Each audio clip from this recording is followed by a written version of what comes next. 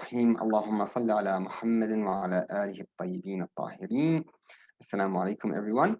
Okay, so we're now up to session 3 of the topic of migration. And just very quickly, we've covered the introduction, we've covered some definitions, we've gone through some of the Holy Quran, some of the ayat of the Holy Quran, and now we're up to the narrations, the ahadith, the akhbar that we have in our books. And we had a look at 2 of those. The first one was that no matter how small you take a step towards Allah subhanahu wa ta'ala, towards migrating towards Allah subhanahu wa ta'ala, even if it's just a handspan, you will be rewarded. And the second was that ignorance is not bliss. You need to learn the religion of Allah subhanahu wa ta'ala, you need to learn your obligations, and the issue of migration is no less of an issue that one needs to learn than your fasting and your hajj and your prayers, etc.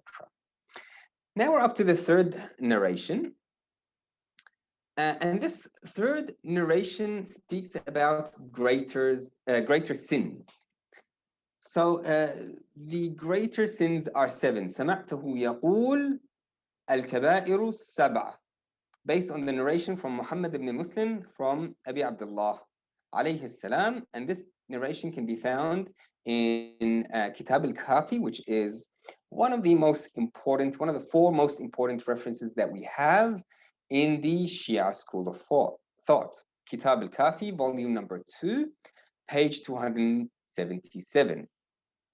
What are these 7 greater sins? The first one is قتل المؤمن متعمدا.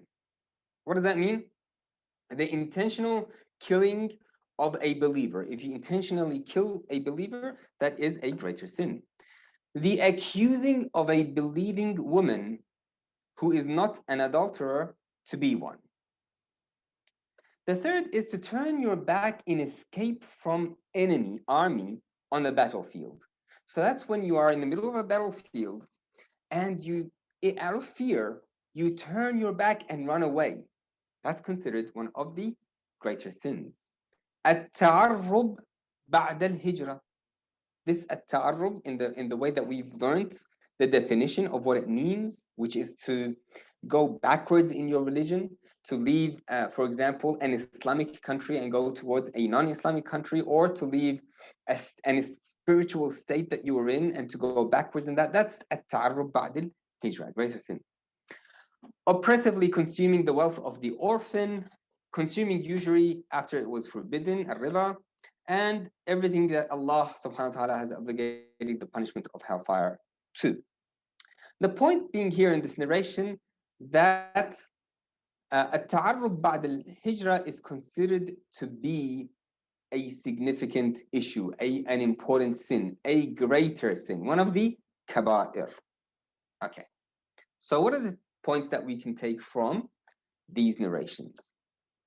Firstly, migration is an ongoing process and can be as small as a handspan. And brothers and sisters, it's important to know that the decision that you make to migrate at one point in time does not necessarily mean that that decision is eternally cemented in stone and that it's not going to change. No, it's an ongoing process, which means that you will need to review where you are on an ongoing sort of way.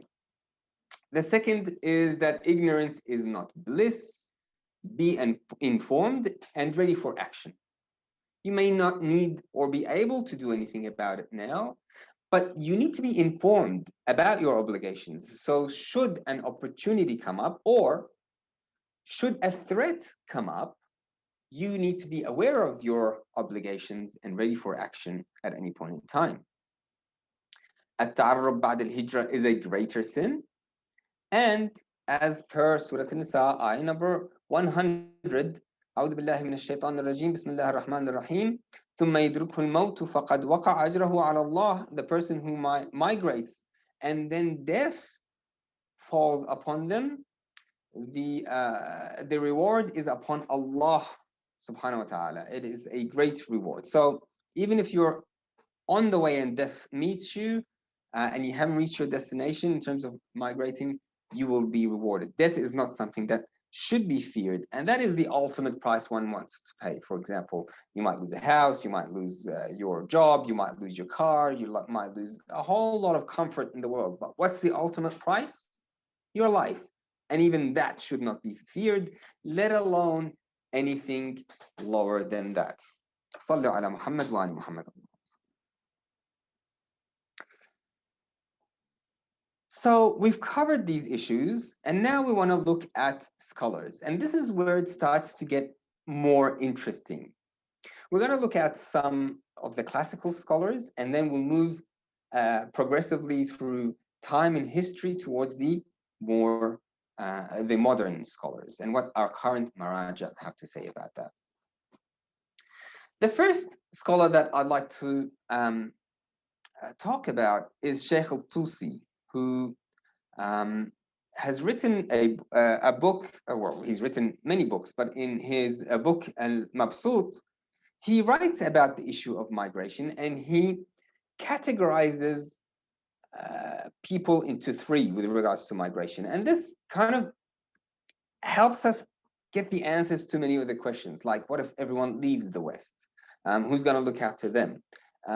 Is everyone in the West supposed to, leave their countries and go to Iran or Iraq or wherever it may be? The point is, everyone can't do that. There are different categories of people.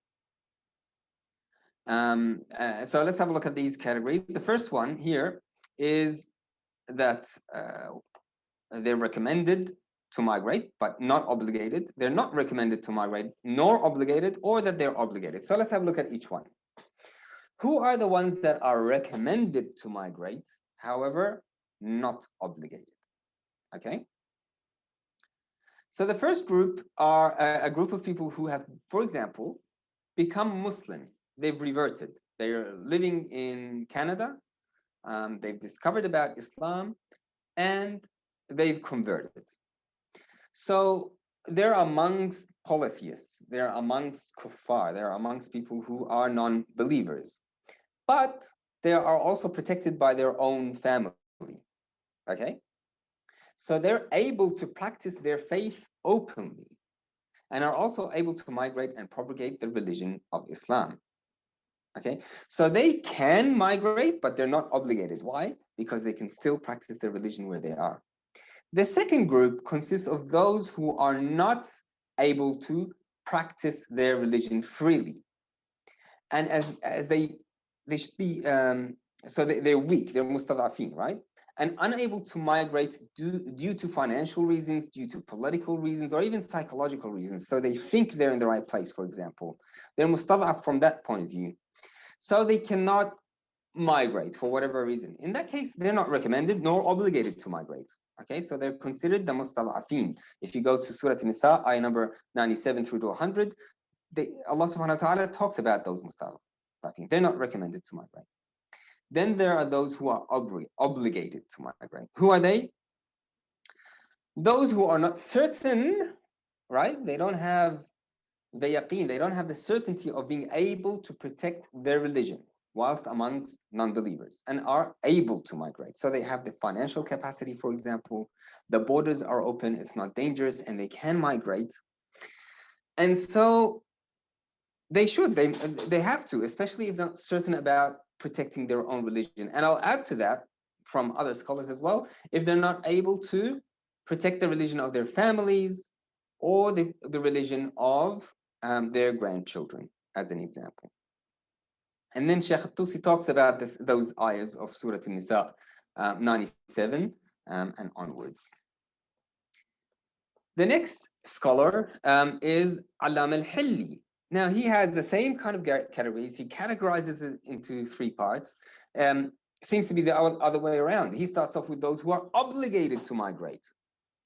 Those who are obligated to migrate specifically are Muslims in a non-Islamic nation who are weak amongst them, right? In other words, they're not strong-willed enough to be able to hold their own faith. They think that even, they have to shake the hand of a woman because of the significant haraj You know, it's such an embarrassment for them to not shake, for example, the opposite gender, not necessarily women, but sisters with men and brothers with women. But it's such an embarrassment for them that they feel this haraj, and the jurisprudentially, if there's a significant haraj, then you're allowed to. And so it's like they're really weak, okay, even to that extent, or they're too embarrassed to pray on time, or they're or at all. You know, in Australia, I've even heard people say, look, you know, my brother, I believe I think it was my brother, he was working at a car wash, and the owner was a Muslim. And my brother said, I'd like to go pray, if that's okay. He goes, haven't you heard of qada? I was like, you know, don't worry about prayers. You can pray it later tonight. So that's the kind of attitude, that's the kind of weakness that people start to get when they're living in the West. Those people, those kinds of people, they're in fact obligated to migrate. That's the obligated. The second people are, again, recommended but not obligated. So this refers to those who have become Muslim in a non-Islamic country, in a polytheistic nation, but have family, again, to protect them. So there's, again, that protection. There's, again, that ability to practice freely, and they can protect their faith. Recommended, not obligated, okay? And those who are not recommended nor obligated are those, the same thing, are those who are in a polytheistic nation, but for whatever reason, they're actually, in the correct sense of the word, mustada'afin. Not those who use the word as an excuse. Oh, look, I'm mustada'af, I have a mortgage, or I have a job, or I have a family to look after, or, you know, my passport is British, so therefore I need to stay in Britain. They're just excuses.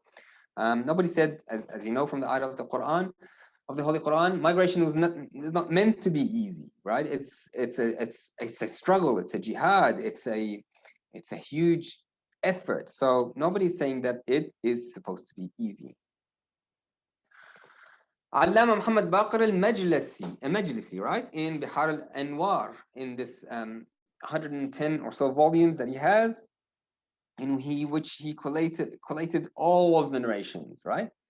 Now, some people say that well, in fact, what he did was he collected all of these narrations, not looking at their authenticity, for the protection of the narration, whether they're correct or not. And he left it up to later scholars to decide of those narrations which are authentic and which are not. Unlike Al-Kafi, where Al-Kunaini, rahmatullah alayhi, he collected those which he thought were authentic. Okay, so here he, in this this Allama al-Majlisi, which, by the way, if you go to the book, is in chapter 5. All of these scholars, they're in chapter 5. This one, chapter 5.3. He mentions 6 people who cannot lead prayers. Sorry, I'll correct that. So 6 people who cannot lead prayers. Who are they?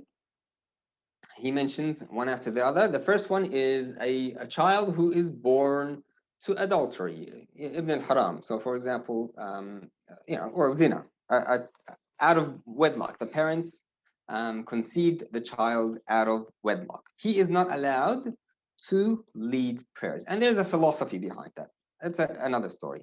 The apostates, obviously, for obvious reasons. Al-A'rabi is not allowed to lead prayers. Those who are, you know, consumers of alcohol, the transgressor, okay, and the uncircumcised, okay. So Al-Majlisi, and he gives commentary on these issues. He says, At-Ta'arrab after Al-Hijrah is of the greater sins, as noted in multiple narrations. However, he says, he concludes that the definition of it in the modern age, and this is back in, you know, centuries ago, in the modern age is difficult to ascertain. So what is ta'arrub? He's saying it's difficult to ascertain that now. In earlier volumes of his book, he states in a footnote that in our current times, a ta'arrub is when one that pursues knowledge and then leaves it, becoming a foreigner to it. So someone who, for example, seeks the knowledge of Islam, of Allah subhanahu wa ta'ala, of the jurisprudential issues, but then leaves it, that is also a ta'arrub. And by the way, Sayyid al-Khou'i, rahmatullahi alayh, the great marja, who the maraja, most of the maraja now are his students. He passed away, rahmatullahi alayh, in 1992. He mentions this same narration with regards to at-ta'arrub ba'd al-hijrah.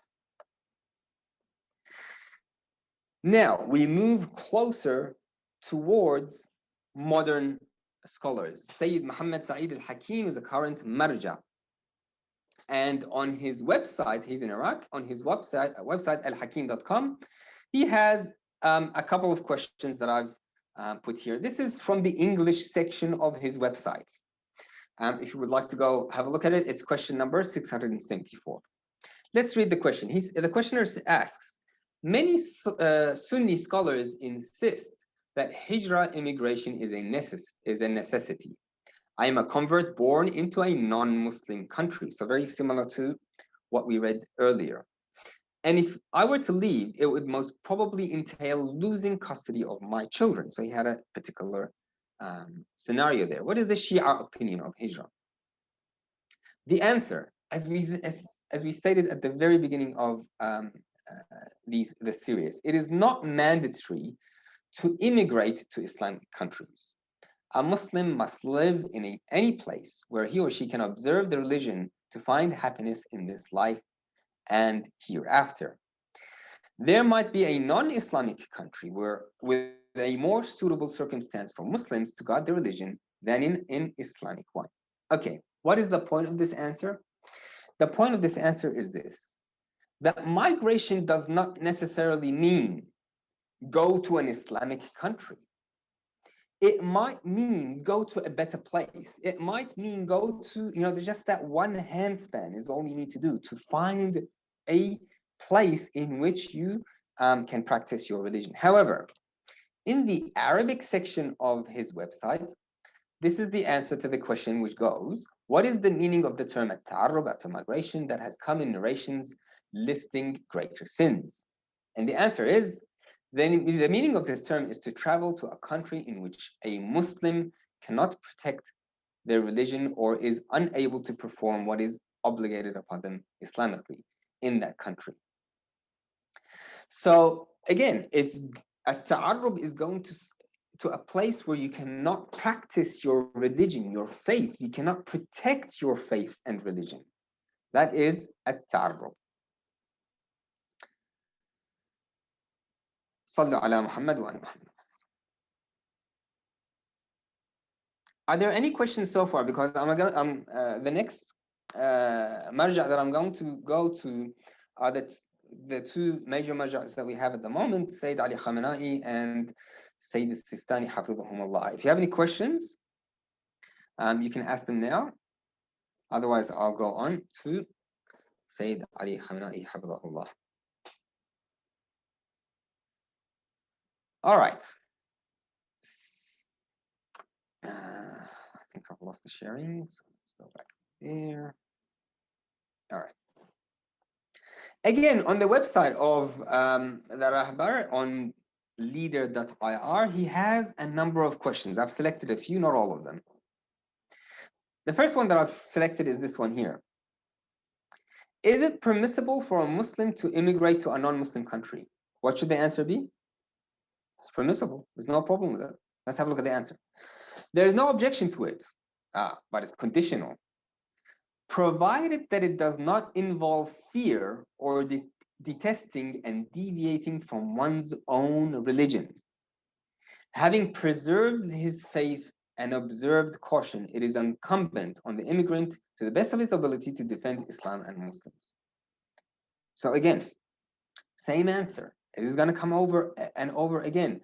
The issue of living in a non-Islamic country in itself is not problematic if you can protect your religion, if you can protect your family's religion, if you can protect. So your religion needs to not weaken at all. Another question: what is the ruling in living in countries in which facilities for sinful acts like nudity, listening to bad music are commonly available? So Netflix and the internet and what's available on the internet in such countries. I mean, the internet is a global issue, of course. However, for example, when you have a look at schools and children and what they share with each other, what they share in schools in the West, amongst young boys, for example, or even young girls, is very different to what the children will share in schools in an Islamic country.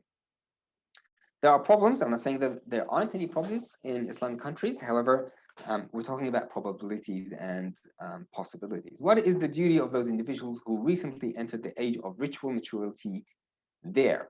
The answer, in itself, they're residing and living, there is no problem.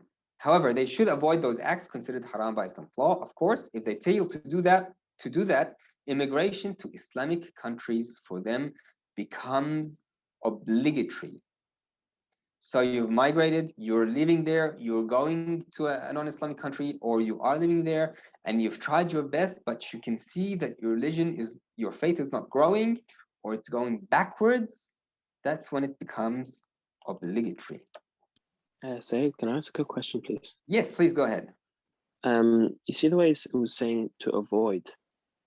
Sorry, let's go back. Okay. Yep.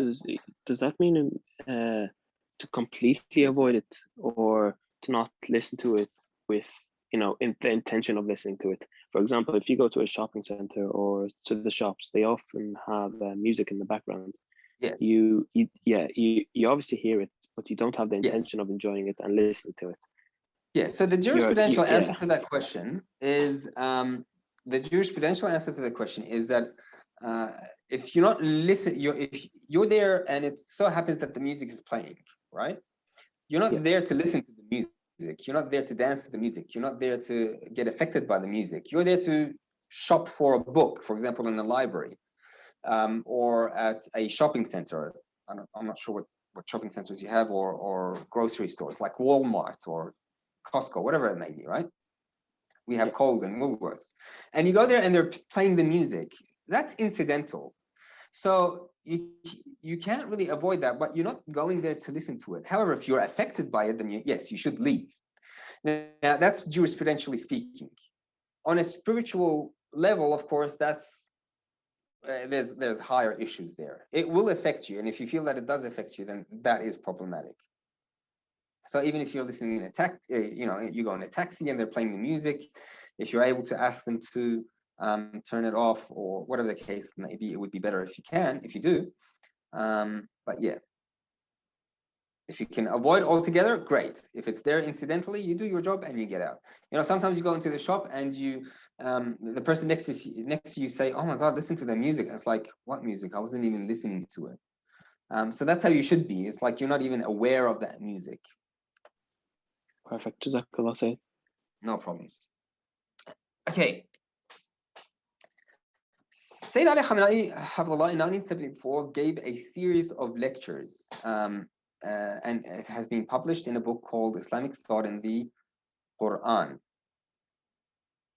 So in those lectures in 1974, now 1974 was before the revolution, okay? And if you can imagine, for him to say things like that, which can be considered a direct attack on the government itself, and the Sabak, which is like the CIA of the Shah at the time, they were there to monitor what he was saying and doing. A very tense situation. But in this pre-revolution series of lectures in the holy month of Ramadan, in his 28th sermon, which is the last one, so it's the last chapter of that book. If you go to it, you can download it online, or I've reproduced it in the book, and the migration book, which inshallah you have or can download free anyway. I've reproduced it, but I'm going to just mention in the last 60 seconds that I have very quickly some of the things that he has said in there. He starts with ayah number 100 of Surah An-Nisa. وَمَنْ يُهَاجِرْ فِي سَبِيلِ اللَّهِ يَجِدْ فِي الْأَرْضِ مَرَاغِمًا كَثِيرًا. Like if you migrate, you'll find a lot of opportunities, and if you pass away, that the reward is with Allah. He says that migration is directly related to the question of wilayah, and that a wilayatless community, in other words, now, a wilayatless community means not the wilayah of, for example, of the Islamic sense. So all communities will have a wilayah. This wilayatless community that he has, he calls it a satanic wilayah or a taghuti wilayah, an oppressive wilayah. those living there should move to a wilayat-full community if they sense that their religion is difficult to keep. And I'm going to read this. In fact, I won't read it. I'll just mention it because I'm out of time. He basically gives this scenario, and this is a very short quote from a very long sermon. So if you have a chance, please do read it. He says that it's like fish swimming in the sea, and then the net catches you as the fish in the sea amongst a lot of other fish. So you're this fish in the sea caught in the net, and there's a whole crowd of a whole school of other fish, right? And the net is dragging this school of fish towards the shore, and everybody's going along with it. The net is dragging you. You kind of can't help it, right? And so you get dragged along with it. Willfully or unwillfully, you're being dragged along. And you don't know where your destination is. Obviously, your destination is to be on a plate on a dinner table. And then he says this invisible net of satanic systems work the same. When you're in this non-Islamic, non-wilaya kind of a community, there is a satanic network that's pulling the people towards hell, effectively, right? And sometimes you don't even know it. Sometimes you think you're being pulled towards paradise. Sometimes you think that you're living the comforts of this life and gaining the paradise in the hereafter. Whereas in fact, what's happening is shaitan or Satan is decorating this world for you and your actions. And then he says that this answers the question of, could one live in a satanic system of wilaya and still remain a Muslim? That's the question that he asks, and therefore, obviously, it's a rhetorical question, intending to mean that it's very difficult to do so. That's the end of my time. Alhamdulillahi Rabbil Alameen. One of the comments here, you can also avoid listening to music that, for example, if you've gone into a shop, by putting it in your headphones and listening to something else, such as the Holy Quran. Ahsantum. Okay, so we're finished. If there are any questions, great. I'm happy to answer. Inshallah, next time we'll be talking about Sayyid Sistani's rulings, and there's quite a bit to talk about there, inshallah. Alhamdulillahi Rabbil Alameen. If there are any questions, great. I'm happy to answer. Otherwise, we can finish there. That was really amazing. Thank you. Alhamdulillah. Thank you.